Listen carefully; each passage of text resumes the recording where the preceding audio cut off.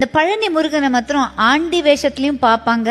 ஆனா அது முடிச்சுட்டு ஃபுல்லா சக்கரவர்த்தியா அந்த வேஷத்துலயும் பாக்குறது ரொம்ப அதுதான் அம்சமானது. அது அது அதுக்கு ஒரு தனி ஒரு ஐதீகம் இருக்கு இல்லையா? அது என்னது? அது காலையில அவன் ஆண்டி குளத்துல இருப்பான், சாயந்தரம் ராஜ அலங்காரத்துல இருப்பான்.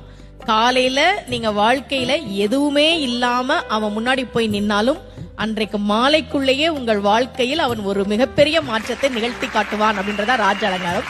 இந்த பழனிய பத்தி சொல்லணும். தமிழ்நாட்டுல முதல்ல ஒரு கோவில்ல தங்கத்தேர் வந்ததுன்னா அது பழனியில தான். அதை உருவாக்கியவர் ஒரு தனி நபர்.